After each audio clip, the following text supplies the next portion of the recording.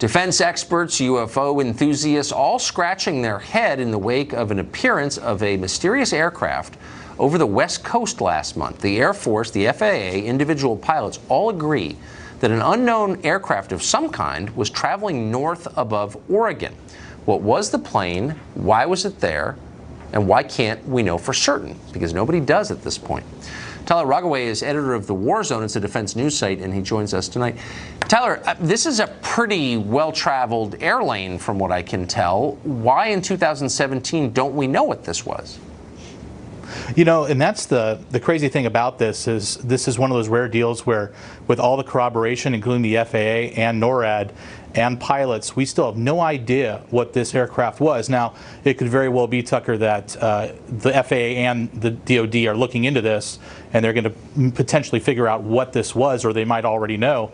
But we just don't know at this time. And it definitely is a quality assurance issue for the FAA. Quality assurance issue, yeah, and there's some other concerns about it too. So what did it look like, did they say?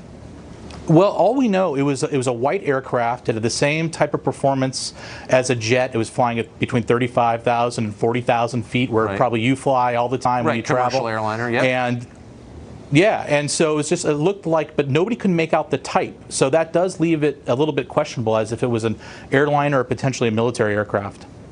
But an airliner would, of course, be identified. It would have a transponder on, right?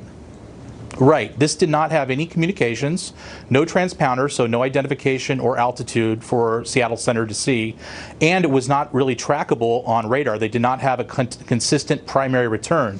So this had all three going for it. It basically wasn't there, aside from the pilots that literally were asked by Seattle Center to look outside and say, hey, is it there? And all of them did see it. And it was this went on for multiple, 10, 15 minutes, and possibly longer. We just don't have the radio tapes for that other section of Seattle Center, the area that they control.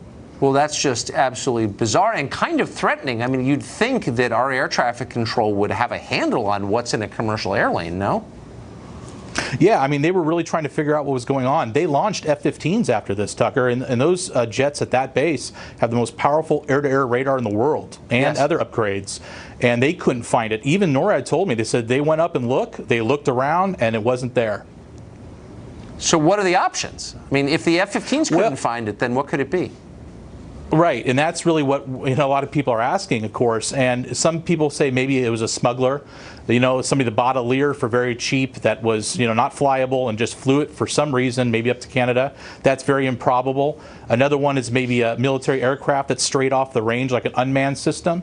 The DoD is working heavily in the high end of unmanned aircraft space that they don't talk about. And you remember in 2011 when an RQ-170 Sentinel stealth drone, surveillance drone, fell into the hands of Iran. That aircraft strayed from its course and actually fell, like I say, into the enemy's hands. So the idea that it could potentially fly into Oregon off one of the ranges in northern Nevada isn't totally out of the question. Right, and there are other explanations too, which we'll leave to the imagination of our viewers. Tyler, thank you very much for that.